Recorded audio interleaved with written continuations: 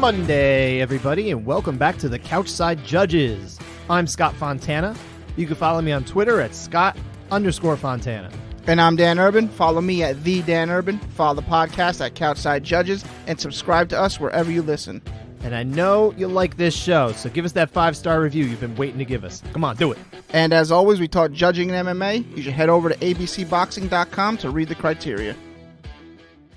So Dan, we have with us a guest this week. We don't do too many guests, but we get them on from time to time. Yep. And our guest this week is none other than the GOAT himself, Tajikbay. How you doing, Tajik? Hello, Scott. Hello, Dan.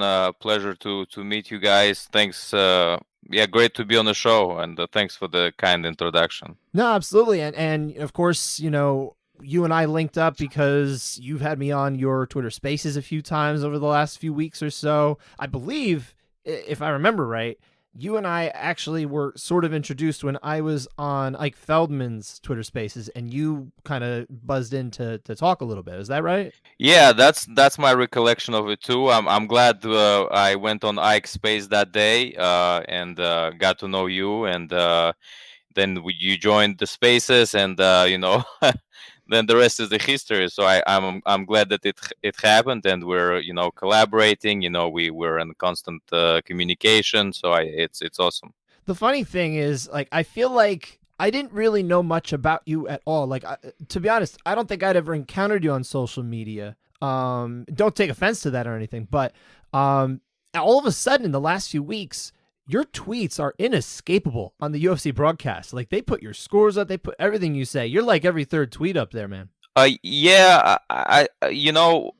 wanted to kind of maybe address it also because people ask me, I get this question, is like, hey, your tweets are there on the broadcast and stuff like that.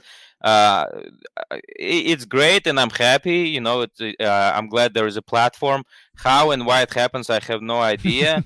But I'm glad that ESPN and UFC are giving me the platform to speak my mind, because I think it's important to speak how you feel, and it's great to have a platform that can kind of amplify your judgments. I can shed a little light on kind of how I think that probably happens, because my tweets from time to time, and I've had times where they've put them on more than less. I don't know. I think I got one up this weekend. I don't keep score, honestly, but what happened for me was about a year and a half ago.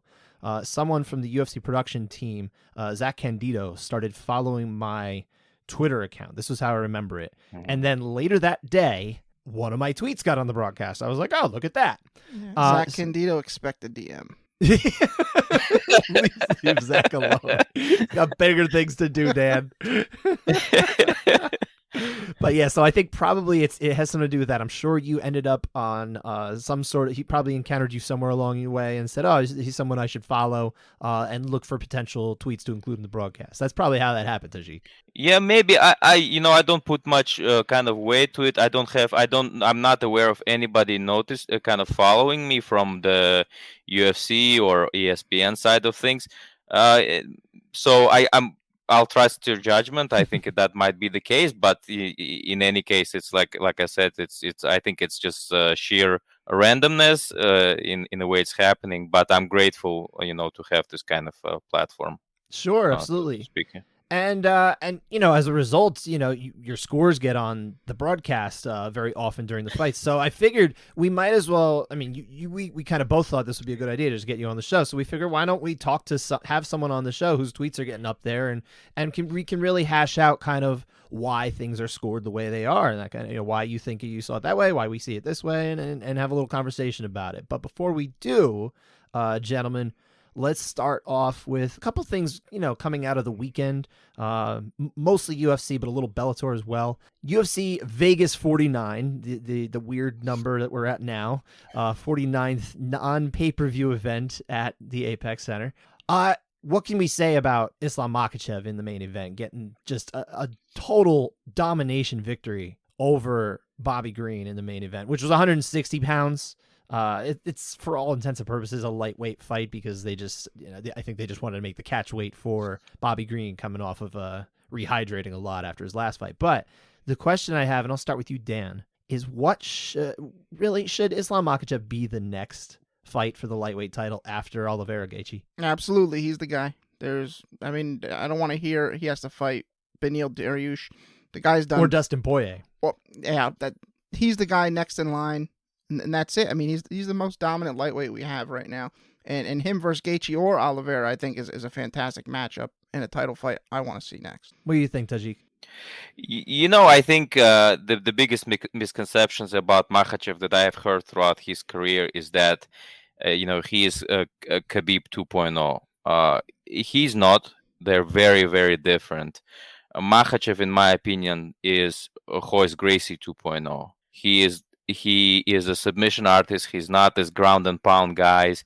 I know the last fight we watched him, he went for double and then was like ground and pounding. He did smash. Right, he did that, but this is not Makhachev kind of in his essence, and in his essence, he's a submission fighter, and he's amazing at that. So I think if we kind of try to find the labels as far as who Makhachev is to the UFC, I think, in my opinion, he is Royce Gracie 2.0. And in terms of addressing his whether he deserves this title fight, I bring the comparison between him and Michael Chandler, right? For Chandler to get the title shot, think about it. He had to go through Dan Hooker, right? And then for Makhachev beat Hooker. Makhachev beat Bobby now. Makhachev beat Davi Khamosh. Arman Tsarukyan. How can you deny this man a title shot? That Tsarukyan win looks even better now, doesn't it?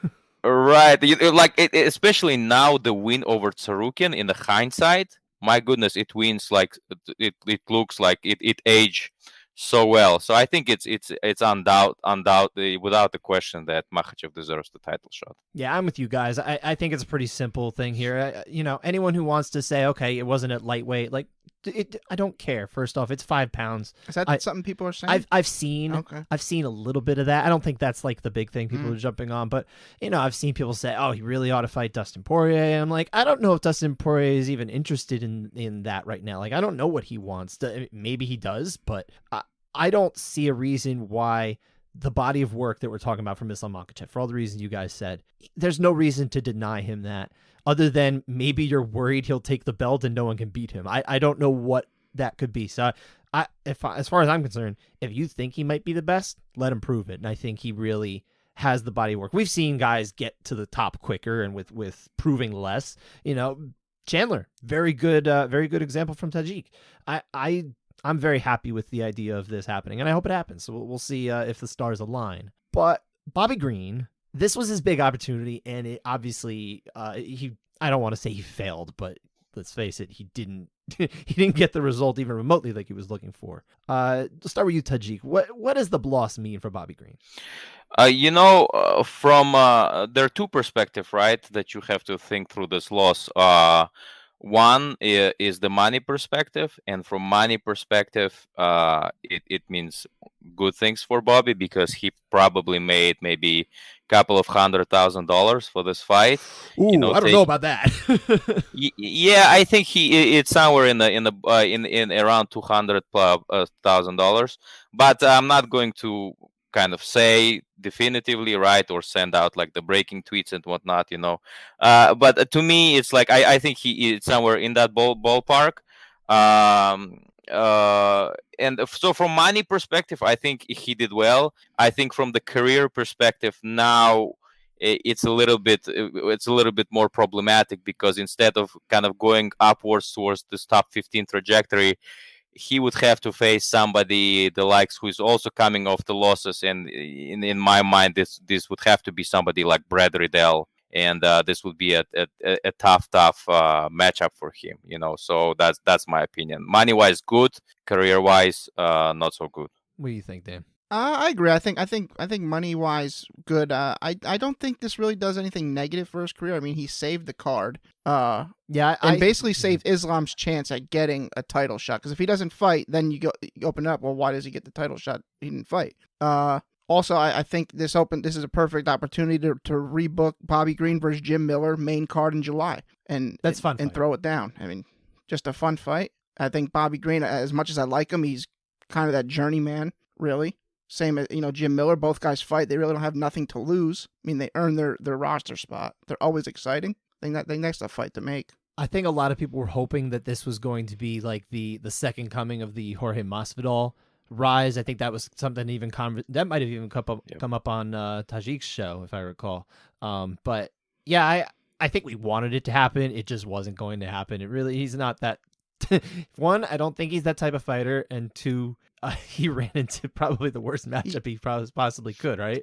He also said he doesn't want the main event spot. I saw that. Yeah, he was talking with what was it, Megan O'Leary, right after, and she's like, "Do you want another one?" He's like, "Honestly, no, I don't want it. I don't want to wait back there. I want to fight on the main card, like be the opener." And I respect that. Like that's fine. Look, put it this way: if he was able to win the title and get more money, I'm sure he'd probably stomach it. Yeah, but yeah, I think he's probably very content to be that type of fighter. I do like the Brad Riddell suggestion, Tajik. I actually think that's a pretty solid matchup, but I also could see Jim Miller. I just want Jim Miller getting somebody coming off a win, maybe, is the kind of thing. Because he's getting some wins. He's beating prospects that they keep throwing at him. It's like, oh, test yourself against one of the toughest guys we've ever had, which is BS. But does this really? I mean, he just beat Nasrat Haqparast pretty decisively. Mm-hmm. Like, I mean, are we just throwing that away and saying this is the loss to Islam? I mean, I get what you're saying.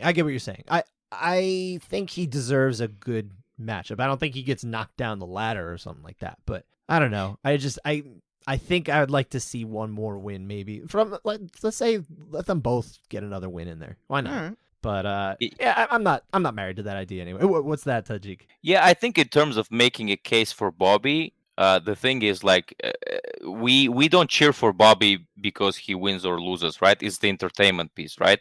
So the thing is that although we cheer for him and support him now in this loss, the momentum itself is lost. So we can still go out there and make a case for him and say, give Bobby somebody like Jim Miller, the other guys, but that feeling that we have, the euphoria we had after the Haqparast fight, is fading away, and that's why it becomes harder to kind of to jump on that train again. Although we are kind of, I think, all three of us and thousands of listeners and UFC fans are will also want the same thing. But it's just now you have to force yourself a little bit to make that case. So that's the loss of the bit of the momentum, in my opinion. I think you're both bringing up pretty good points here, but I do want to ask you, because outside of that, we'll call it a lightweight fight. It wasn't, but it was. There were 3 other lightweight winners. And actually, even though one of them was technically 160 pounds, the guy who won weighed in 155, so we'll count him anyway. Which of the 3 lightweight winners from the undercard has the most career upside? Is it Arman Tsarukyan, who we mentioned earlier, Ignacio Bahamondes, or is it Terence McKinney? Dan. What a tough question. I know. I thought it was a good one. I was proud of that one. I was proud I came up with that one. I think Terence McKinney probably has the most upside in terms of getting better, where he can turn into an absolute killer. Okay. I mean, Ignacio Bahamondes, I think he had the most complete performance on Saturday, and I think Tsarukyan was just an animal. Once he got on top, he just smashed and kept smashing. So yeah. I'm gonna have to say McKinney most upside. But so okay, so that's most upside. You mean to grow from where he is? Yes. But let's say which one of them. I should frame the question a little bit better, because actually the one I'm really looking for is how high. Who's going to get the highest? Who's going to be the one who either gets the title or gets closest to the title? I think they all have a chance to lose to Islam. These guys are young, though. I mean, they could outlast Islam. This is possibly. I'm putting you on the spot. Tsarukyan's I'm gonna go with McKinney again. Okay. All right. What about you? What about you, Tajik? Tsarukyan, if I'm not mistaken, fought Makhachev on a short notice, right? I don't remember if that was or not. Maybe it was. So we would have to kind of like double check that, but I'm pretty sure he did. And the thing is, it was pretty close matchup, with Tsarukyan and Makhachev, and the way that Makhachev that Tsarukyan performed, it's almost in terms of the ceiling. I think sky is the limit for this guy, and he will do great things. I think he's a future title contender. He's improving just tremendously, because a lot of people were making case for Alvarez, because Alvarez just came off a win with Moises, and everybody was like, wow, this line is wide. Alvarez is going to kind of like has a chance here. But that didn't materialize. And so we're in this situation where kind of like Tsarukyan is this dark horse of the division. And during the broadcast and after the fight with Fares Ziam, I said that McKinney is the truth, and kind of like I don't want to maybe stir a controversy here a little bit, but I think it was in the moment that I said that, because I rewatched the fight and I rewatched the first fight, and I think both of the wins from Terence McKinney they are fluky. Interesting. Well, I mean, the first one definitely, but this one I'm surprised. Yeah, because it was this awkward sequences, like I think in both, like with the first one and the second win, like the second it's even odd, it's strange. The way the fight has unfolded was also, I think Terence is there yet to prove himself. I'm not saying that he doesn't have an upside. I just feel like we shouldn't rush with these two wins, because, in my opinion, they were fluky, and I just don't know what his potential is at this point. Oh, that's fair. That's fair. I do actually. I'm pretty bullish on Terence McKinney, mostly because some of the skills that he hasn't even really gotten to show that much in the fights are actually some of the ones that he's kind of known for, like the wrestling. Like, he really can wrestle very well. He's got a solid coaching as well. He's got access to a lot of very good, talented fighters on the West Coast where he is. I see a lot of growth potential in him, and the fact that he already hits like a truck and can tap you out pretty well. I think if you have a lot of tools at your disposal to be able to win fights, and Ziam, I think, is a solid win. Like, at this stage in his career, I think it's actually a pretty nice feather in his cap for this point. So I do like his upward potential to even challenge for the title at some point. I won't go as far as to say he's a future champ. I'm not quite ready to turn that card over, but yeah, I think I liked my question too. I think any of these guys realistically has the chance to kind of break into maybe that top 5. I'd say if I had to rank them, I would say McKinney, Tsarukyan, and then Bahamondes, but I think these are names that we're going to be seeing for quite a while. And I think we're going to look back at this card and be like, wow, this was actually quite a little peek at the future of the lightweight division. But one more thing we should get into, and this is it is judging, but it's not the contested rounds, because all the judges agreed on all 3 rounds of this fight. But not everyone, but most people on Twitter, I saw a lot of fire when Priscilla Cachoeira's name was announced as a unanimous 29-28 victor over Ji-Young Kim, winning rounds 1 and 3. And a lot of people seemed very confused by that. So, Dan, I want to start with you. When you heard the decision read, just in general, did you think that it was, like, it made sense, or were you like, huh? My first thought was, wow, those elbows must have been much harder and more immediately effective than I thought. In round 3. Yeah. Because, I thought rounds 1 and 2 were rather clear rounds, and it came down to 3. Okay. So, I scored round 3 for Kim. I thought she landed some really good rights. I thought she landed her best strikes of the fight in there, and Cachoeira's face was an absolute nightmare. Cachoeira looked terrible. It was her face was purple, but the thing is, Kim got opened up twice and was just bleeding everywhere. I think that speaks more immediate than bruising does. Bruising's a bit more cumulative. But I don't hate either way you score it. I mean, I don't really think this is a fight to go up in arms about. It's only an issue because of the stats say Kim landed almost double what Cachoeira landed. It's always tricky when you bring the numbers into it, especially because the broadcast has numbers that are kind of raw and not quite the final numbers. They will tell you that they are unofficial numbers. John Anik's always quick to tell you that. Credit to him. But yeah, I think that's where we start to get in these weird things where people are like, come on, they landed more strikes. But when I'm watching this fight, and I didn't get to watch it as closely live, I had to kind of rewatch it later on. And after I knew that everybody was kind of mad. So I'm like, all right, well, let's see what this is about. I thought that round 1 was competitive, but I thought that it was pretty solidly for Cachoeira. But then round 3, I think you can watch that in 2 ways. You can watch it where Kim is landing a lot more. She just is. She actually is landing more often. But I think when Cachoeira is landing, just about every one of these, it's not only being thrown with more oomph, it's landing with more oomph, and I think it's landing more square. And I think it's doing a lot more. When I say impact, I'm not even talking about, what it leaves on her face. I'm talking about what it does and how she reacts to it. It's kind of making her back down. It's forcing her to kind of backpedal and move away from the skirmish, whereas Cachoeira is landing and she's like, okay, this is good. She's taking punches and saying, I'm not backing down from this. And yeah, you can kind of walk down and keep getting tagged, but I didn't see it that way. I think she's still landing hard here. So I felt like you could probably go either way with round 3, but that I actually see a better argument for Cachoeira. What did you think, Tajik? Yeah, I was surprised that the public was surprised because I was giving every round solidly, to Cachoeira. To me, it was 30-27. And, it was immediate versus cumulative for me. And I thought that Kim had when it comes to the kind of just landing volume, yet she did have the kind of the rounds maybe on the cumulative side.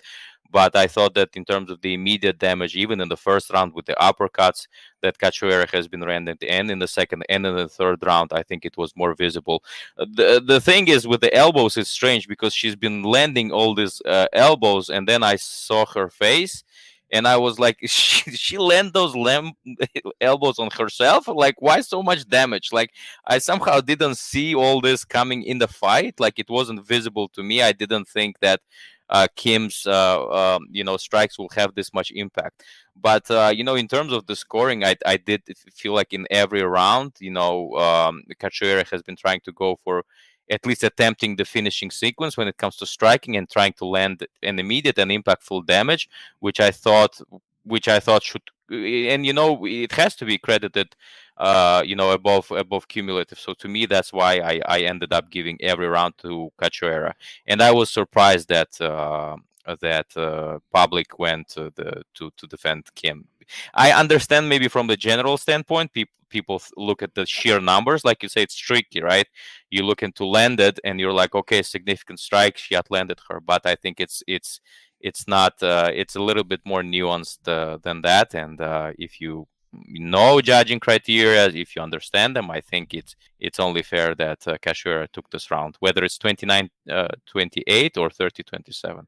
Dan, what did you think of round 2, actually? Because you seem to think that the first 2 rounds were clear, and I gathered that you agreed with the judges. I did. I thought Kim won round 2.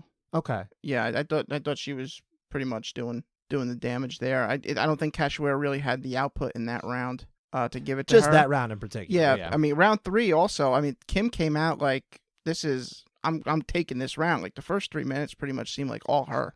And then Cachoeira's like, I'm just going to throw elbows. I'm spamming the elbow button, and I'm landing them, and I'm backing her off.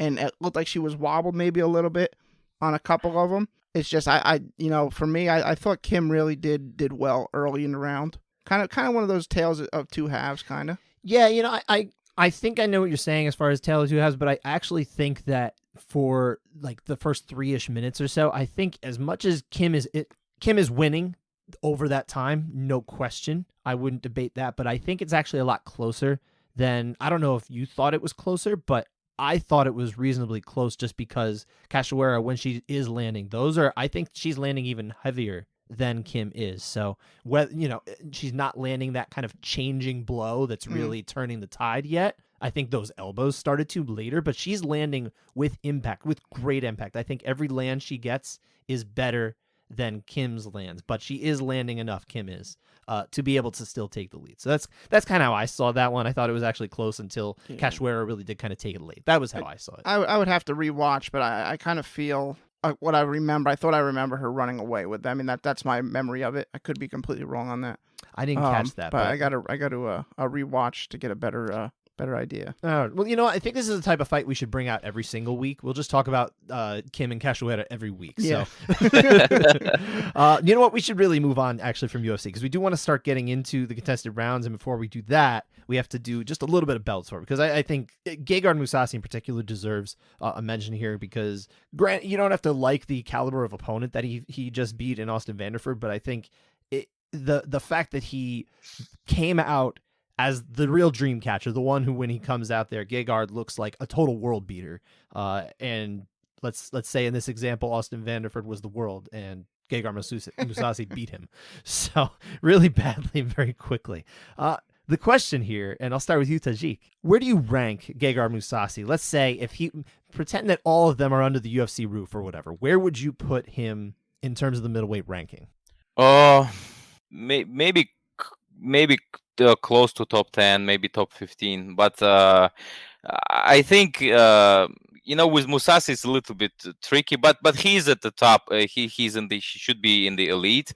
I just feel like that to me, from the promotional standpoint, he is in the right promotion. When I speak about Mousasi, because when you pick a promotion, right, you have to ask two questions, right? One question is how much am I going to get paid, and the second question is how invested the company in me when it comes to kind of social media and hyping me, right? Like the social buzz, And I think in terms of the UFC, when he fought, he was given like very tough matchups, and I don't think that there was much inclination from the UFC side to invest in him, because there were, for various reasons, whatever those are. And so when he left, and now he's in Bellator, he is getting all the shine in Bellator. He's getting the money and getting all the shine fighting John Selter, Austin Vanderford, who else is there? Rafael Lovato. And we talk about him on one of the premier judging podcasts about where he belongs in the top of the, division, in the elite, right? So what does it mean? It means that he's in the right promotion. He's being hyped. He's a great fighter, and he should probably stay in the Bellator. So it's going to be very hard for us to really answer this question where he truly is. We can make it off of some kind of feeling, or what you call it, like some kind of a gut feeling where he would do, where he ranks. But we're not gonna know until he fights against the against the elite in the UFC, and I think we may never find out. And maybe from the Mousasi's perspective, it's even better for him, because I think Bellator is a perfect spot for him. You're hitting a lot of beats here, and I do agree that Bellator is the home where he ought to be. He seems happy there. I think he's treated with a lot more respect there. We know the UFC views its fighters, generally speaking, as kind of part of the machine, and they're kind of just the cogs that make the watch turn, so to speak. But in Bellator, Scott Coker definitely has a long relationship with Gegard. It goes back more than a decade. There's a comfort there, of course. So really the question is, where does he sit in terms of ranking at middleweight? Like, where is he in terms of the other contenders? And the question that I have there is, what do you think that means for, let's say the body of work that he had in the UFC before he left? It was about 4.5 years ago now, so it's been a while. Right. But when he left, he was on a 5-fight win streak over Talis Leitis, where you don't have to love him, but he was at least regarded pretty well at that point. Thiago Santos knocked him out. Vitor Belfort, not TRT, but nonetheless, it's still Belfort. Uriah Hall getting the retribution for that victory that probably wasn't stolen from him, but let's face it, he was winning that fight until he wasn't. And then Chris Weidman. Now, none of these guys are in the top 5 or anything like that, but when you have 5 straight victories, 4 of them by TKO over those caliber guys, and Uriah Hall's on borderline top 10, I think you can probably safely say that he still belongs at the very least in the top 10. I think realistically the skill set is there. Age-wise, he's getting up there, but skill set-wise, I think he's probably still better than most of the guys in the middleweight division of the UFC. I think he would beat guys like, Poroshinia. I think he would beat Marvin Vettori, excuse me. I think he definitely belongs in the top 5. That's where I would put him. Where he is beyond that, I'm not sure. Dan, I know you're not a big fan of Mousasi because of that one fight. Yeah, but... I was joking with that one. The Douglas Lima fight. I was more upset with you making me watch it. I know. You'll never let that go. Here's my thing with Mousasi. If he cared where he was ranked, he'd be in the UFC. But he has other priorities like money, being treated better. Rolexes. He's big on the Rolexes, if you remember the video. The guy's got over 50 fights. Almost 60, right? Yeah, he's closing on 60. At this point, 58 is the official number. At this point, I don't think he cares about being regarded as the best guy in the world. If he was still in the UFC, I think he'd be just where he left in 2017, like number 4, number 3 maybe. But I don't care if he doesn't care. I want to care. Oh, He doesn't seem to care about anything. He's just like, yeah, whatever they want. I don't care. He's very quiet guy. I think I like him at number 3. Yeah. In the middleweight overall picture, I think he's better than Cannonier. Yeah, I think so too. I mean, it's not saying these guys can't beat him because we've seen like he doesn't show up sometimes. That's the thing, yeah. But I think skill for skill, he's better than just about everybody in the UFC, except for definitely not Adesanya. Although I wouldn't even rule out on any given day he could actually win that fight. I wouldn't pick him, but I can't rule him out. And then like Robert Whittaker, I think that would be an interesting fight that never got to happen. But I mean, maybe Gegard has enough pull with Scott Coker to be like, hey, let's do a cross promotional here, title versus title. Yeah, but Scott Coker doesn't have enough pull with Dana White. That's the problem. That's never gonna happen. Pipe dreams, my friend. Let's move on though. Before we even get into contested rounds, there's one thing that you wanted to get off your chest, Dan. So I'm gonna let you get it off your chest.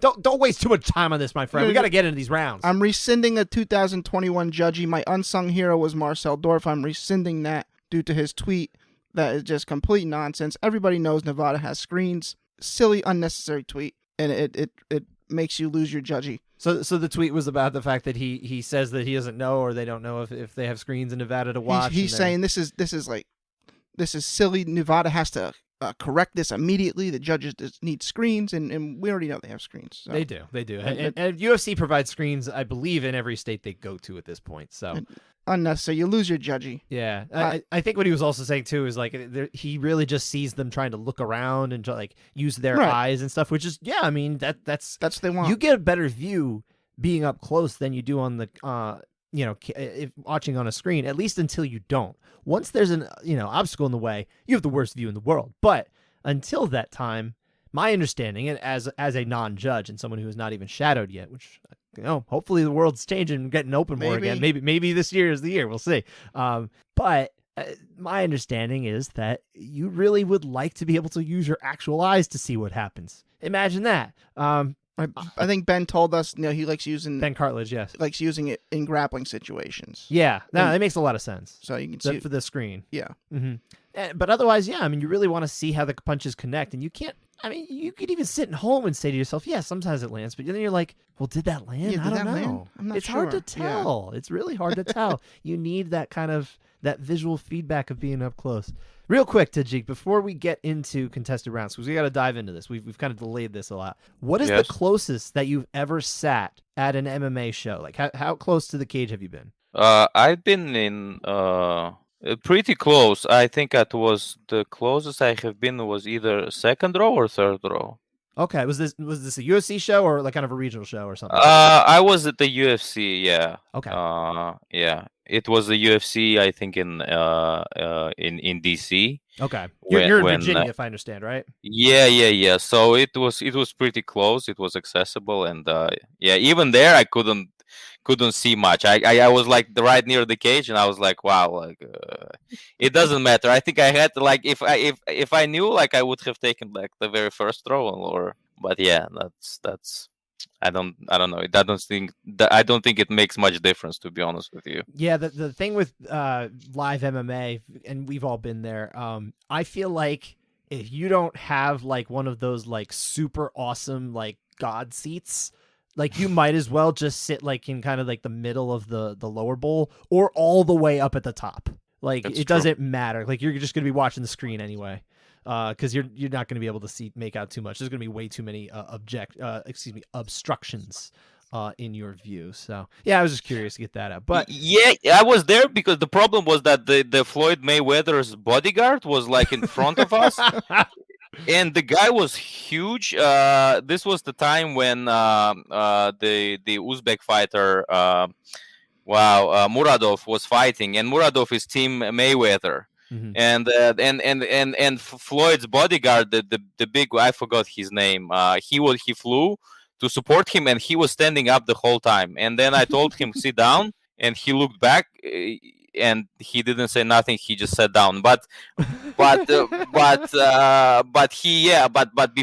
I said it to him, I was patient, right? Sure. And then when the crowd grew impatient, people around me and myself, I had to, come in and let him know, and then the visuals were a little bit better. So yeah. Okay, all right. So yeah, we definitely have to dive in. We got 6 rounds to go over for contested rounds from UFC Vegas 49.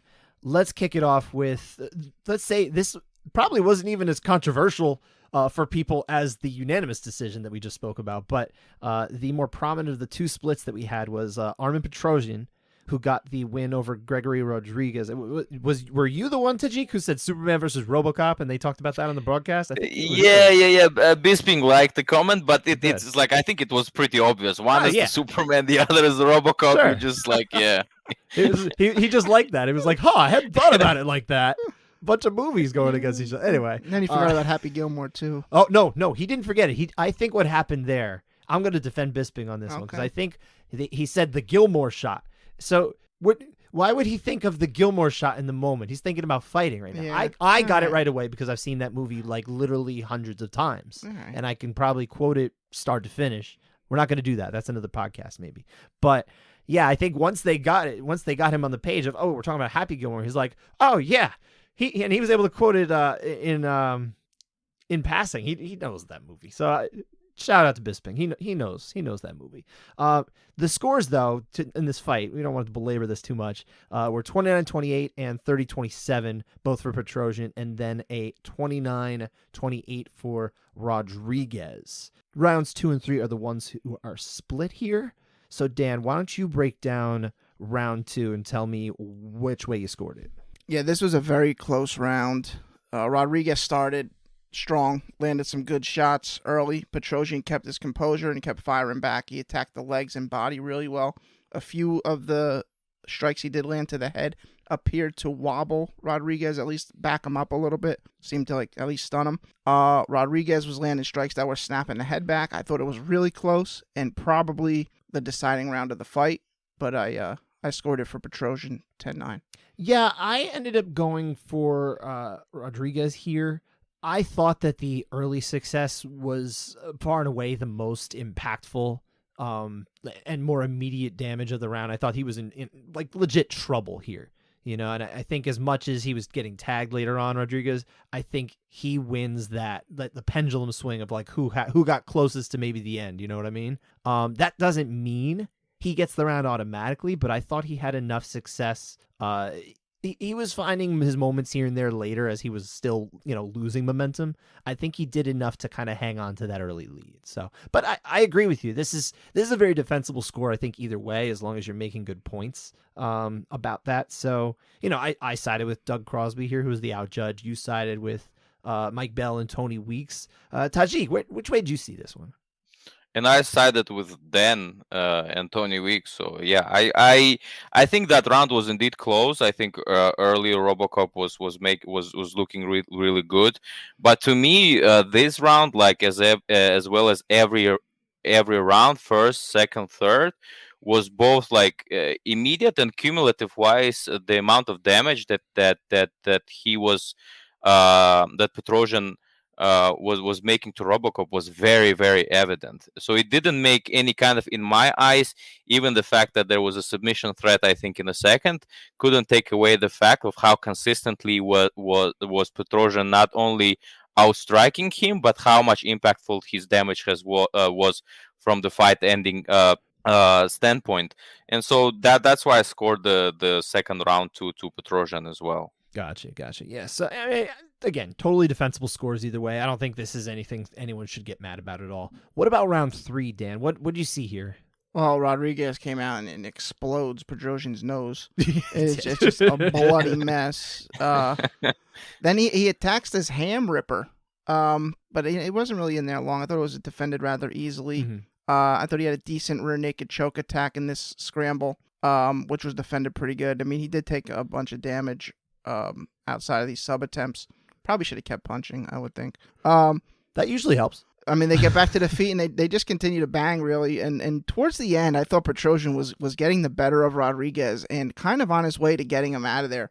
I thought he was hurting him really good, and I thought the tide turned a bit. I just don't think he had enough time to get there, and I think what Rodriguez did early was better and wins him the round. But I'm totally okay with someone seeing it for Petrosyan. It's funny because that's basically what I said about round 2. So you're just copying me and applying it to a different round. This is lame. This is lazy.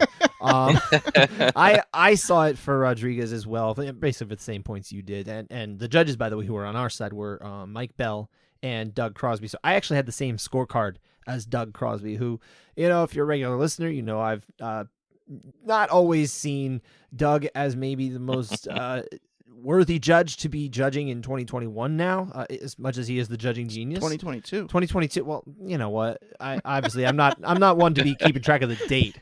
That's not me. I'm not a calendar, but I will say this. I have to give it to him. I think he had the right score here, but I think it's a defensible score either way. Tony Weeks saw this one for Petrosian, and Tajik, you saw it for Petrosian too, am I right? You said that before. Yes, I saw it for Petrosian because this is actually the most of the damage from the cumulative standpoint that Petrosian has done on Rodriguez in any of the rounds, right? He outstruck him, what was this, like 51-19. And I understand kind of the submission threat. Just in general, I think Gregory was getting there early, but I felt like Petrosian was still in control. And I think he was close to stopping Robocop. And so to me, this was actually the easiest round of 3 to give it to Petrosian. Interesting. Okay. I mean, I disagree. I don't think you're wrong to go that way, but I saw it the other way. But yeah, I mean, this is one of the split decisions that I think nobody should really be getting too up in arms about, and I don't think anyone really did. This is the one I'm seeing the R word get thrown around the most for. Did they really? That's the one I'm seeing. I didn't see that. I don't know. Yeah, at least on Reddit. The R word, by the way, we should throw out there is it is robbery. Robbery. We don't like that word on this show, Tajik. Because realistically, no one's really robbing anybody. Even if you want to say, "Oh, the judges took the win bonus out of their hands," like, you know what? They need better management to start negotiating different with the UFC. I'm sorry, that's the way it works. Sometimes I use the term when it seems like that. Maybe if you don't entirely agree, but it's close, I call it a legitimate theft. Ooh. Because it's like it could go either way. I don't know if it will stick, but I feel it makes sense, right? Because a robbery is too strong, but when it's close either way, I think legitimate theft makes more sense if you are on the losing side, but you felt like your fighter kind of won, and you're like, I can live with it, so it's legitimate theft is what I call it. I could see it more like let's say you're bidding on eBay or something like that, and you lose that on the auction, and it's like, man, I did my best, I just couldn't get there. Credit to the guy who had the higher bid. This is what it is. Hammersnipe.com. What is that? Hammersnipe.com. What is that one? I don't know that one. It auto bids with 3 seconds left for Wait, you. what? Yeah. I don't know if it's still in business, but I've never heard of that one. That's how I won auctions what the heck? 10 years ago. I thought we were friends. Why didn't you tell me this? I thought you were a seller, not a buyer. I mean, I sometimes I buy. Usually I'm selling. You're right.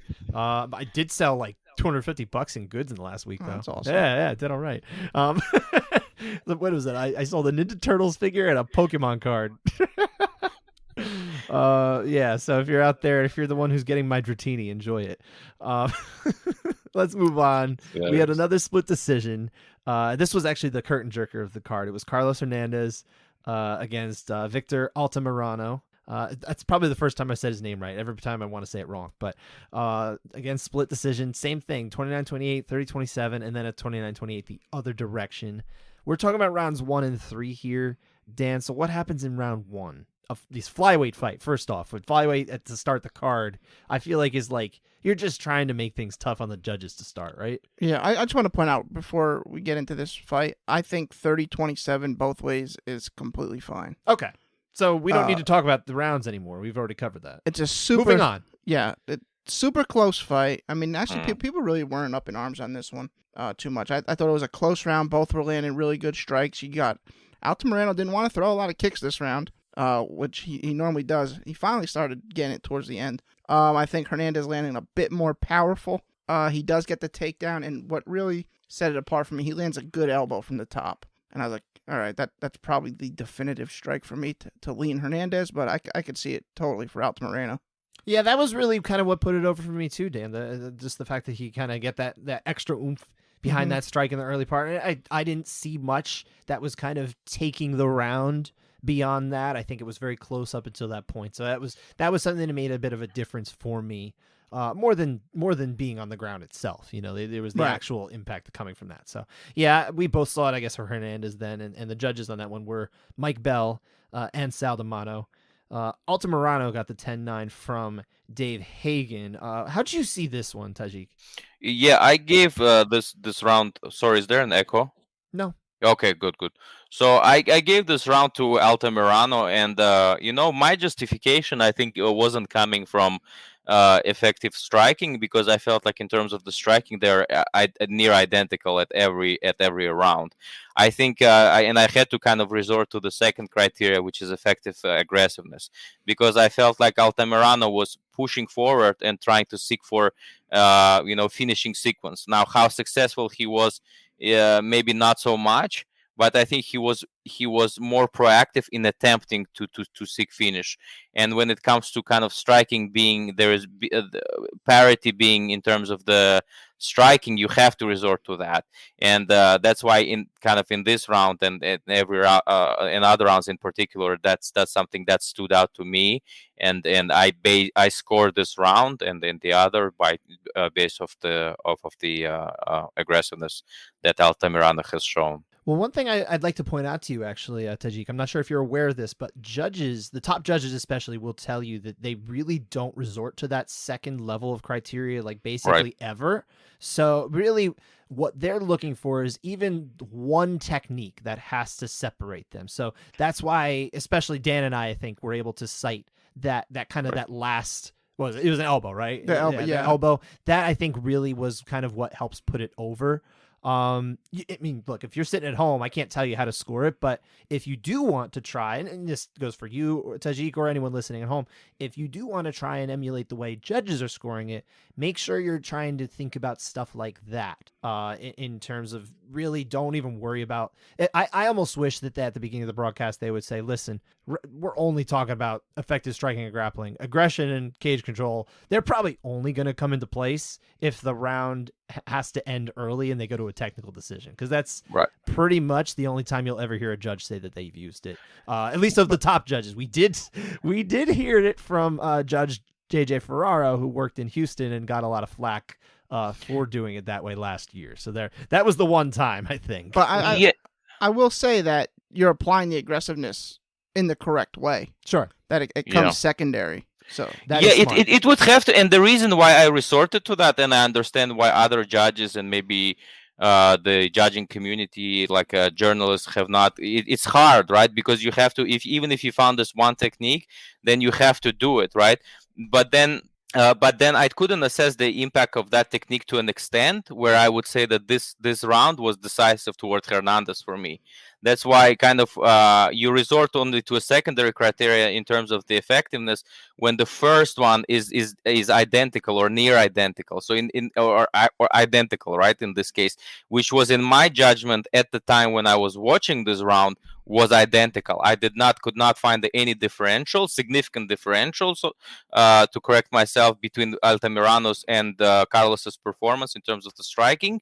That's why I had to resort to effective aggressiveness as the secondary criteria. It was just out of the lack of option, and I did not want to replicate the kind of maybe any of the judges in that sense. Sure. And that's why I kind of I was like, wow, this is even. So where do we go from here?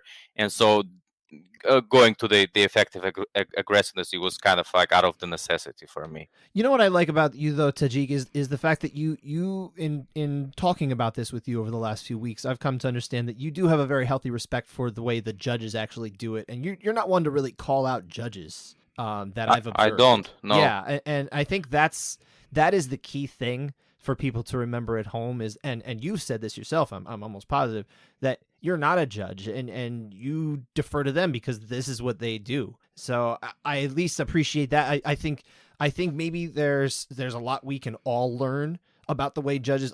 I've never actually been trained. I've never taken the course. I would love to take the course.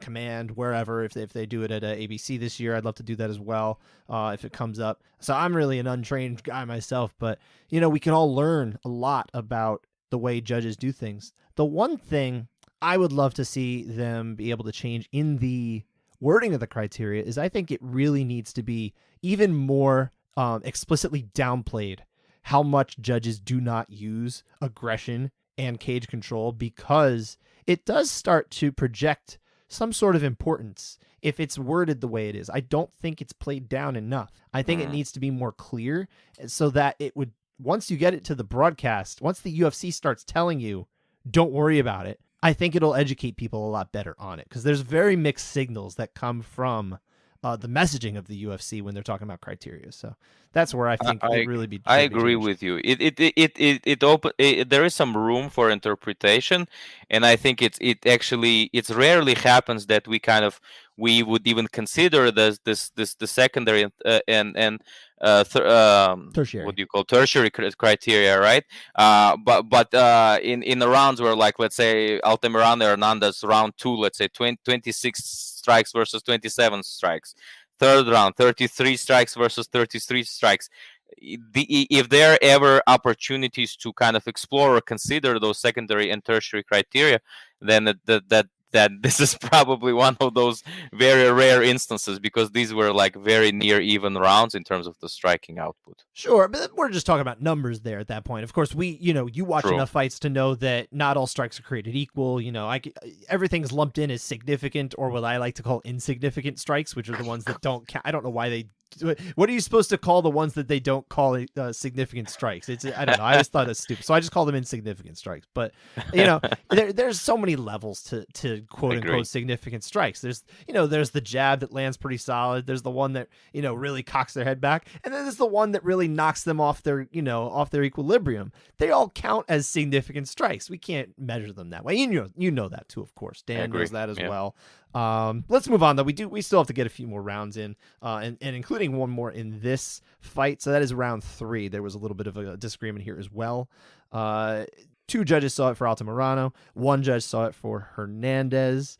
Dan, what happens in this round? Another super close round, but really this round's close because of the way Hernandez ends the round. I mean, early in pretty much most of the whole round, it's all Altamirano. Yeah. Landing kicks and punches to the body. The side of Hernandez is just completely red. But in that final minute, Hernandez lands a few strong combos, some good flurries, and maybe if you see it, those are the most effective strikes of the round. I didn't. I mean, I can't complain either way. But I got it 10-9 Altamirano. Yeah, I did too. It's hard to, because I have a lot more respect than I think a lot of people on Twitter do right now for Judge D'Amato. I recognize he is one of the best in the world. Everyone else is they're just mad and they'll forget about it. Everyone's, by the way, has like completely forgotten about Chris Lee. So whenever I put up the judges who are working these fights, you'll see people like, oh, Natalie Bird and Sal D'Amato, I guess it better not go to the judges. No one says anything about Chris Lee anymore. And he was the one everyone was picking on a year ago. So they'll forget everything eventually. It is amazing how when you see a judge say something like Tony Weeks came out, they're like, Tony Weeks is always in bad decisions. I'm like, when? I know. They just, that's why, like, I feel like there has to be somebody like that not to defend judges, right? But like, from Scott, from your point of view, also kind of like somebody who at least explains how hard it is to just to judge, like, and not only from the moment, but after that, taking a hit for something that is not all that financially rewarding, as you guys know. Not and at yet, all. At all, right? And yet you get so much criticism, right? Like, and so much pressure for doing just your job, which you just paid barely anything. That's why maybe this is maybe that the side of me where I felt a little bit more proactive in trying to at least understand where the judges are coming from and balance things out, because majority of the public only remembers the bad decisions, poor decisions, and controversial decisions, and the regular decisions as regular and quote unquote are taken like lightly, or nobody praises them when the scorings are done accurately, so to say. It's true, yeah. I mean, it's not that judges aren't sitting around like lapdogs hoping that they get petted, and when they don't, they go whimper away. These are grown people that they're martial artists themselves. The thing I think a lot of people don't understand is there are some of these guys are former fighters. Some of them are, have been training for decades. this is a community of people who they live and breathe this stuff. You know, I can even just tell you from secondhand. I've heard Adelaide Bird goes to gyms all the time. She's always asking questions. She wants to learn more. She's curious about this. This is what I've heard secondhand. So if you don't think she takes this thing seriously, I think you're wrong based on what the intelligence I've gotten. And someone like Judge D'Amato is just so experienced. He's in every main event except for the first time he hasn't been in a main event in more than 2 years was the Houston event just recently. And I don't know why they didn't put him there. Fortunately, everything was kind of fine with the scoring. It didn't really make a difference, but it was a very curious decision. But yeah, I think we do on this show. We try to. We're not, like I said, we're not even defending the judges themselves. We're just trying to kind of balance out the intelligent conversation around it. And I don't think there's enough of it. I think it's actually improving. I think, I would like to think that we've had some effect on that, but I think probably the greater effect comes from someone like Sean Sheehan. Now we've seen Aaron Bronstetter from TSN. It has kind of, I don't want to say come to Jesus or anything like that, but he's definitely had more of an understanding and a willingness to understand the scoring criteria and the way judges apply it. He seems to be very much a champion of helping people understand how to intelligently score a fight from home the right way. So when you get people like that on board who have a lot of reach and a lot of pull and a lot of respect from people on, let's say social media, for example, I think it helps the whole community learn more. So, it's good. I think we're heading in the right direction. It takes a lot, but to get back to this round, and I don't want to belabor this one too much, but yeah, I think we could probably say that it was a tough, round as far as how do you score that kind of end offense from Hernandez. If Sal D'Amato saw something from his cage side seat that made him go the other way, I can understand why. Like you have to try and put yourself in the seat of the person who's giving the score and say, why might he have done that? And try to, like, if you're grasping at straws, like maybe you're like, okay, maybe this is kind of a weird score. But if you can sit there and say, hey, that landed a lot harder than maybe you really thought it did from his seat, you got to understand it. Like you just need to be able to defend your score with the criteria. So I'm sure Sal could do that in this case. But let's move on. Tajik, how'd you score that round? Oh yeah, we didn't. Tajik, how'd you do it? Which round? Round Third 3 round? of Hernandez Altamirano. Yeah, like kind of, I kind of apply to what I said about round 1 to the round 3 as well. I scored it to Altamirano as well. And the thing here, though, I have to look, like, I really agree with Dan because I think he made an excellent point. Like, if you scored it like other way or like 30-27, you should be absolutely okay with it. And I think it's very like strong and eye-opening message when you say that, because it really, like, it was that close. I saw it kind of my way, and I applied kind of certain just a justification based off of certain analysis of or my interpretation of things of judging, and so I gave it to Altamirano. But if you sitting out there gave it 30-27 to Hernandez, I would totally be okay with it just like that. So I just wanted to put it out there. Sure, so, absolutely. yeah. I think what we like to say on the show too, or at least I do sometimes, is that there's kind of a range of acceptable scores in fights. Yep. It's not just there's one score that it ought to be, like, because you saw it that way. Not you particular, Tajik, but let's say someone at home, who's drinking their beer, looking at their phone, occasionally looking at the fight. I saw it 29-28, and that's what it ought to be. Well, you know what? If you were watching the whole time, maybe you'd see it differently. Or if you looked away, maybe you saw it differently. But all of those judges even who are watching and they're locked in, there are different ways to see a round, and they're all acceptable as long as you can defend it using the scoring criteria. You're not wrong. If you don't like it, then your beef is with the criteria. That's just where it is. I will always point to the criteria over the application of it as long as it's being applied correctly. So moving on, though, we do have 2 more rounds, and I think we could probably try to lightning through these a little bit. We're kind of a little long, I think, from what we usually do. So it's been a great conversation, this kind of that type of show. But Jonathan Martinez, who got a unanimous decision victory over Alejandro Perez, 29-28 twice and a 30-27. We're only talking about a discrepancy in round 1. Dan, why are we talking about this round? Because it ends with Martinez getting waffled. at the clacker. So yeah. And other than that, I don't think he really did much in the round. Really good kicks everywhere from Martinez to the head and to the legs. Even if they're being partially blocked, I mean, I think they're still knocking him off his center line pretty good. I didn't think Perez really did much. He threw some of his own leg kicks, but they were being checked, and I was kind of wondering why these guys weren't falling on the ground crying. Because when I stub my shin on the coffee table, that's what I do. Well, I could call you a name, but I'm not going to.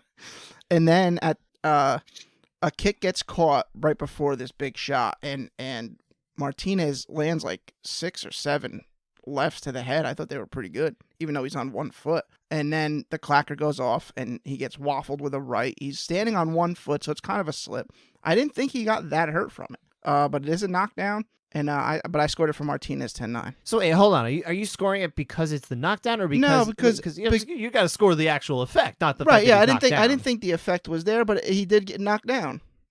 So that is heavy impact. Yeah, I guess. So, but you said, he might have been off balance. But I'm saying now I'm poking holes at you.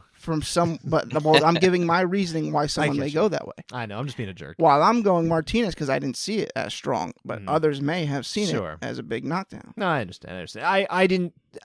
I saw more or less what you saw, but I actually saw enough effect from what Perez was doing throughout the round that I think we could go there.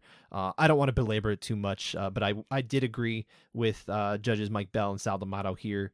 You agreed with Dave Hagan. Tajik, how'd you see it? Yeah, I think I agree with Dan. I think on the cumulative side, I understand why Turbo was not probably winning the round. But in the end, that knockdown and the impact that it had, I think, was the closest to the finishing sequence. So the immediate has to prevail, and that's why I gave it to Turbo in that first round. Okay. All right, so we can move on, though. We have one more round, like I said, and this is actually just a 10-8-9 debate over how Josiane Nunes won round 2 over Ramona Pascual, because it was 2 30-27s and a 30-26. The 10-8 score came from Chris Lee. The 10-9s in this round came from judges Doug Crosby and Adelaide Bird. Dan, why might this be a 10-8, and how do you see it? I think it. I'll start from the beginning. She smashes her with a big left. A couple of them hurts her pretty bad. Takes her back and starts landing these strong elbows while she's on the ground. I'm like, all right, she keeps doing this, it's over. Yeah. And then, she decided she wanted a submission, and that didn't go well. No. Got back on her feet, and then she got taken down with a power double. It was a pretty solid, impactful takedown. And from there, nothing happened. Yeah. I can see a 10-8 because it was really good damage. But did she really push for that finish as much as she could have? Maybe not. Did Pascual earn herself a 9? I don't know, because she really didn't do anything. So I think that helps the case for a 10-8. I just think it's a 10-9. I think it's a 10-9. The only thing I would say, and I don't want to make this too big because we do, like I said, we kind of want to get to the end here, but I do think Pascual, I think because she was able to avoid a lot of damage, even though, again, she's not really doing much, she was able to negate a lot for a significant portion of this round. And I think that's enough to at least bring it down from the 8, because you can't say necessarily that Nunes was able to keep the 8, you know what I mean? Right. So I think that's the tough thing. If you want to say that Nunes was so close to a finish, that I think that's where you can start saying that 8 kind of comes out. I can understand that. I don't think that's the best way to do it, but there's a little bit of room in the criteria to be able to do that kind of thing. So I don't think Chris Lee is necessarily wrong for that, but I think the better score here is the 10-9. So that's where I went. What about you, Tajik? Yeah, I rarely give 10-8s. I rarely give it. This one was a smart way exception. to do it, because judges do that. Yeah. So I agree with what you guys have said. I'll keep it short. It takes something special for me to get the 10-8, and it wasn't the occasion. Yeah, usually you're looking for at least 2 of the Ds, the 3 Ds that we talk about: damage, dominance, and duration. At this point, judges really need the damage to be one of them. That's just in practice how they're doing it, no matter how the criteria is read. So yeah, it's tough. I mean, you could say damage for sure she achieves, but does she get dominance and duration? I just don't know if we really have that here. So I'm not really going to go that way. But again, there are some other loopholes in the criteria that allow for Chris Lee to do that with some backing here. So not a crazy score. That is it for the rounds, though. Favorite finish we will get to first. There were 6 of them. We had 2 TKOs, 4 subs, and 3 of the finishes came in the first round. Dan, you know what? Actually, we should leave with Tajik. Tajik's our guest. What was your favorite? I liked really the ground and pound by Arman Sarukian, and I think it was just it was a thing of beauty. Except it reminded me of. It reminded me of Khabib, but also like it reminded me a little bit of like good old days, like Mark Coleman type of ground and pound. We don't see it that much these days, you know. They're very that's why we only name it like Khabib and Mark Coleman, you know. Like I don't Chimaev soon. Oh yeah, Hamza Chimaev. Yeah, Chimaev too. I agree with Dan here. But yeah, this was just so special, and it was also, I think, a little bit I think the fact that there was so much kind of blood around, it was just added to how just impactful and how just amazing that it was. So it was a beautiful destruction. So that's why I like it. Just Bleed guy loved it. Yeah, he did. Apparently, he's not a fight fan really anymore. There's a whole article on Bloody Elbow. Really? You should find it. Yeah, okay. The Just Bleed guy, they caught up with him. It's weird. But yeah, I mean that blood. It reminded, I think, of some people. I saw some people kind of hearkening back to the BJ Penn. Joe Daddy Stevenson. Thank you. Yeah, that was the one that people jumped at. I like the hammer reference though from you, Tajik. Dan, what was your favorite? Ignacio Bahamondes tapping Rongju with a ninja choke. They called it a guillotine, but it was a no arm darce, which is been coined the ninja choke. You saw the ninja stars being thrown, so you knew it was a ninja pretty choke. Much, yeah. And after 2 rounds of beautiful striking. Oh yeah, I mean he looked amazing. He total complete performance. So that's my favorite. What about you? I had Terence McKinney tapping out for SZM like I talked about earlier. I mean, he didn't even need half a round. He at least logged a little bit of time here, but the rear naked choke, I don't think that many people were saying that McKinney was going to win by submission here. I'm sure there was some people, but betting community was big on it for some reason. Is that right? Oh, see, I don't bet, so yeah, that shows what I know. But no, I was all aboard the I think he's going to win decision thing here. I just thought that Ziem would be a hard opponent to put away. I didn't think he'd necessarily finish him with the striking. I was right in that respect, but my prediction was wrong in that respect. But hey, I knew he'd win. I was pretty confident of that. And I also, by the way, I love that our favorite finishes were all the undercard lightweights that we talked about earlier. So yeah. I think there's a lot of excitement around this. And I was very excited coming into this one too for those fights. But that is it. We can close the door on this past weekend, and it doesn't have to be too quick, but like I said, we're getting a little long here. We got to look ahead to UFC 272, of course.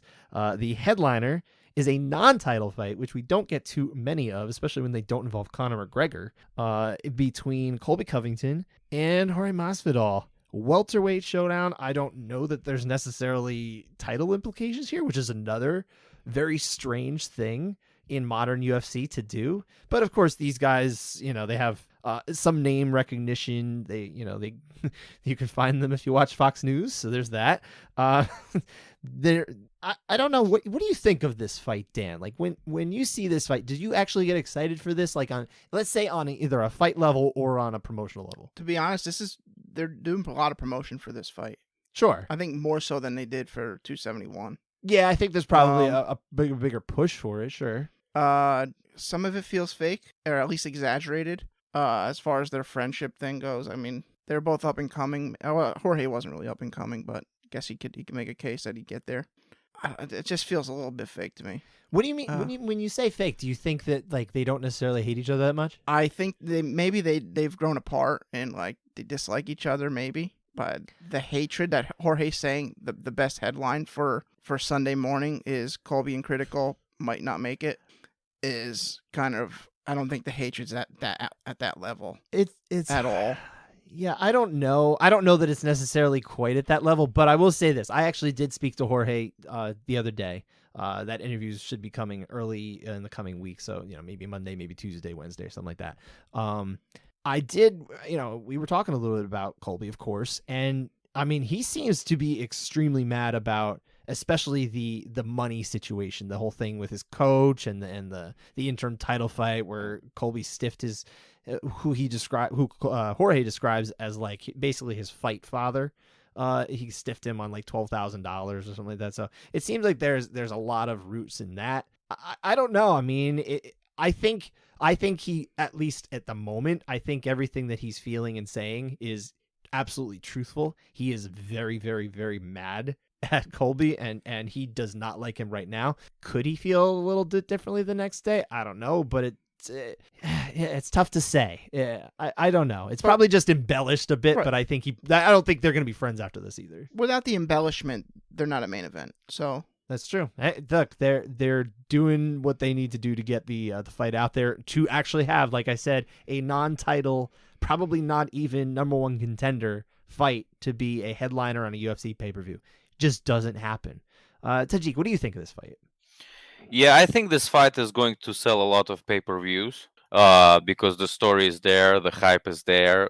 This is the fight that a lot of people want to see. And, maybe I don't think it's controversial, but I feel like I'm going to be one of the very few people who are going to pick Jorge Masvidal to win this fight. Just because I think he's a little bit overlooked here. And I speak it maybe more so from the Colby's perspective, because I said this before. I feel like the amount of damage that Kamaru has caused on Colby in those two fights are gonna significantly take away from Colby's ability. And so that's why, to me, Jorge is very athletic, yeah, and Colby is in love with his hands these days too.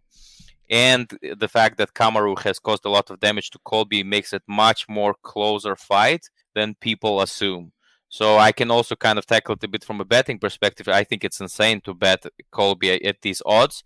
So that's why I'm going to be going for an upset, and I don't know if I'm going to be alone there, but I'll actually like Jorge Masvidal to beat Colby, and I haven't made my pick public yet, kind of. Ooh, breaking news, official. So this is, yeah. Don't tweet breaking news. You get in trouble for that. I don't know if you've seen my Twitter, but I work in media, so I don't really do that unless I need to. It's better be really like, breaking. There's some journalists who I don't know. Like, I'm trying to read the news and they blocked me on Twitter. Like, I don't know who you are. I'm trying to read the news and I'm told that some high caliber. I don't know you, but let me just read the news. Why block me? I'm not a journalist. I'm just a guy with an opinion. Oh well, it's a separate topic. So of course. Yeah, we're getting a little off topic, but yeah. So your pick is Masvidal. Dan, what's your pick? My pick is Covington. I mean, as Kamaru did rock Covington in the second one pretty good, but he also knocked Jorge's head off when he fought him the second time. So I would weigh the damage in Jorge's favor, as he's the one that's been more damaged. And it's from Usman. The one thing that and this is just a sneak preview a little bit about what's going to be in my interview that's going to New York Post this week is Jorge Masvidal. This was the first time that he was actually clean knocked out, and he said that his other KO loss was a TKO to Rodrigo Dam. He said you can go back and watch that. He wasn't really out. He says, absolutely, Kamaru knocked me out. And it put him in a little bit of a different state. Like his management said to him, like, you really ought not to be fighting right now for a while. Go do something, chill, whatever. It's 10 months later that we're seeing him, close to 11 months now, that we're seeing him come back here. So obviously there's a mental aspect there. So, I mean, it can change you when you've had your first real separation from consciousness in a fight. So, yeah, I don't know. It's tough to read the mental aspect in a fight. I have a tough time doing that. I'm going to look at the skills here. I'm going to focus on the skills with my pick, and my pick is Colby Covington. I think I don't think it's necessarily going to be the most fascinating of fights. I think it's going to be a little bit of a letdown. I almost think back to, this is going back probably 10, 11 years now, the Rashad Evans Rampage Jackson fight. That was a big grudge match that actually headlined a pay-per-view too, and that fight also kind of was a letdown. I could see this one being like that too, except with 2 extra rounds to do it in. So I'm going to say Colby decision. I'm going to say Colby decision as well. I think and I'll trust your word that Jorge's very angry. So Colby's probably pretty angry too. If you say it's legit beef there. I don't know how he feels. I'll take he your just word. Makes everything up. I'll take your word for it. So, and if that's the case, I think Colby will want to wrestle and make it miserable for Jorge for 25 minutes. Can he get caught? Absolutely. But I think Colby's going to probably do what he did to Woodley and make it, kind of like a boring big brothering for 5 rounds. Yeah, I could see it like that too, honestly. That's actually pretty much how I see it. Or maybe not even necessarily on the map, but I could see a lot of kind of cage clinching, kind of weighing on him for a little bit. But he's definitely going to want to put his hands out there at some point. Let's say probably in the later rounds when I think he probably thinks he's taken a little bit off of Masvidal. And then probably get knocked out. Hey, maybe he will. Maybe he will. Flying knee anytime, right? This one, of course, it's in Nevada, right? Is this the T-Mobile Arena? This is Nevada. Yeah, so this is a T-Mobile Arena. The Nevada judges, it'll be the same caliber of judges we're typically getting I want to point out, now. Yeah, Cage Warriors is Friday night in California, so maybe we'll get a little couple crossover there. That's right. There might be some double duty guys. They're driving from SoCal to Vegas. Who knows? We'll see. Maybe someone like Mike Bell who works in both of the jurisdictions. But yeah, I mean, it's going to be good judging there. I'm not worried about that. Fortunately, it's not like when they go to Houston. Yeah. Other fights of interest. I'm going to say one. I listed a few on our little outline here, and I'll name one, and maybe you guys can kind of jump in with your next ones if you have anything. But the Battle of the Rafaels, or Rafaels, because we have Rafael dos Anjos in the co-main against Rafael Fiziev at 155 pounds. I say the winner should get to choose the way that they want each of the fighters to say their names. So, or spell their names even, because if you want to change the spelling to like Raphael, like the Ninja Turtle, I approve. This is how I would do it if I was a Raphael. But I like this fight. I think it's a good fight. It's a fun fight. I like the test for Fiziev. I'm curious if he can pass it because the cardio isn't necessarily there, but I think that's definitely where Dos Anjos can stand out. It's 5 rounds. This is a 5 round. Yeah. Oh, yes. Oh, even better. Yeah, that's actually going to play even more in Dos Anjos' favor. So my pick, actually, now I feel even more sturdy with it. I'm going to pick Dos Anjos round 4 submission. I'm just picking that right now. That's my pick.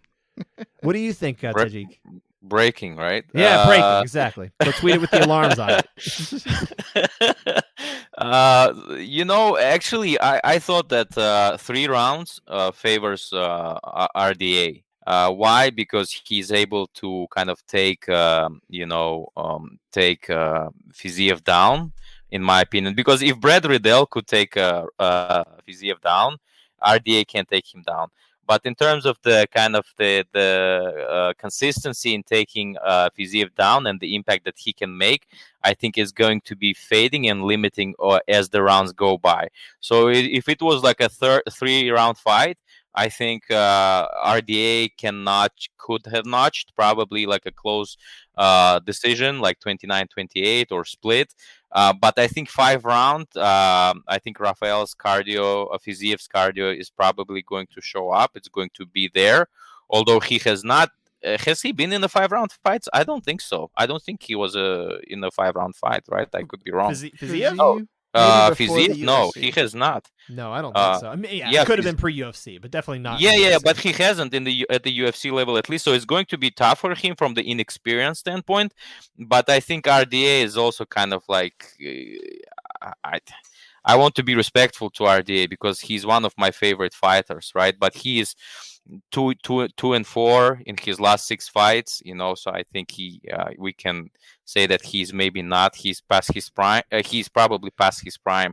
Past his prime is fair, but that he may not be too far past it either. Yeah, it's tough, right? Because he beat the last time he beat Paul Felder, and Paul Felder is a commentator, and Kevin Lee is in Eagle FC, right? So it's like outside of that, there's nobody in the last 6 fights, so it's tough a little bit, But RDA is one of my favorite fighters. I think 3 rounds would have favored him. 5 rounds favors Fiziev, and probably it's tough to stop RDA, but if anybody can, it's probably going to be Fiziev round 4, round 5 by TKO. Interesting. So you and I are on opposite sides of that one. Dan, what do you think? I think Tajik makes great points here regarding the cardio of RDA. Just because he's coming back down he's back down at lightweight. He spent a lot of time at welterweight. But he's known for having a good gas I know tank. he tends to go long, but I wonder if that cut's going to start getting to him I mean, eventually it's going to. I mean, but remember, don't forget that most of his recent fights were at welterweight. He actually just came down recently. Right, that's what I'm against Paul Felder. Yeah, exactly. Yeah. So these two wins are at lightweight, and that's like the only body of work at lightweight now. So it's actually I kind of lead that way. But no, sorry, I don't want to steal your thunder. Please, you have the floor. I think RDA grinds out a decision. Okay. I think it'll be Fiziev will make it close later, as Tajik is saying. I don't know if he'll be able to finish him, but I think he will be down 3-0 to start. Okay. Yeah, I could see that too. I don't want to belabor these too much because we kind of have to bring this home. But really quick, Tajik, which of the other fights kind of on here kind of jumps out at you?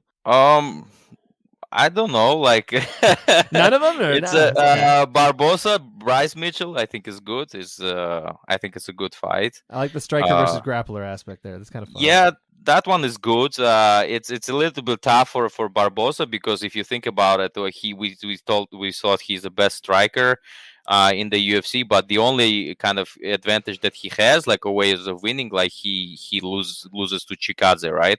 So it's like what is left of Barbosa now is what we have to question, and Bryce Mitchell is the prospect on the rise, and he's a colorful person outside of UFC, and that color, by the way, is camouflage.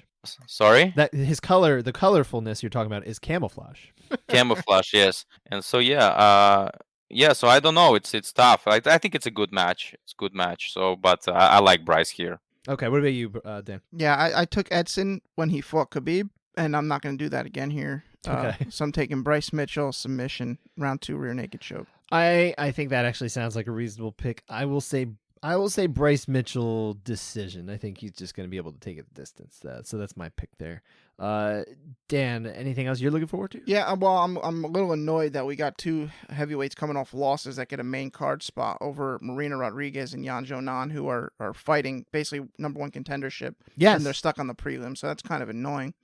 I think Rodriguez and Yan it's a great fight, and I'm leaning Rodriguez here. Gonna go decision. I think her too. I'm gonna pick her decision as well. Sometimes we like to end up on different sides, but I think we've got to. I'm totally in agreement here. It's going to decision. I think she's gonna earn that strawweight title shot against whoever wins, Rose Namajunas and Carla Esparza, who's of course your favorite, Dan. Oh, of course. What you got to pick in that one, Tajik? In Rodriguez Shaonan. That's right. Yeah, it's tough. It's going to be close. I don't have a side here so far. Oh, that's fine. That's fine. You got time. You don't need to make your pick yet. It's early in the week.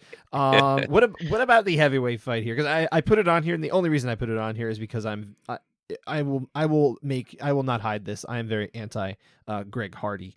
So I definitely look forward to him losing every week that he fights. That's the only reason I'm interested in this, because I would like to see him kind of lose again. So, yeah, I'm going to predict that Sergey Spivak does make him lose again and does TKO him and sends him to, I believe it's his 3rd straight loss if he loses this week. Be, yeah. So, yeah, I don't know that would end the Greg Hardy experiment unless they think it's not, the juice isn't worth the squeeze money-wise, the UFC. But, yeah, so I'll say round 2 TKO Sergey Spivak. What do you think, Dan? Cardio tap round 1. I like it. Tajik, you got a pick? Yeah. Well, Spivak has to take Hardy down. If he doesn't, I think standing up, Hardy may put him in trouble. Yeah. No, that's fair. Yeah. So it's tough. I think Sergey has a path here, but I wouldn't count out Hardy. You hate to hear it.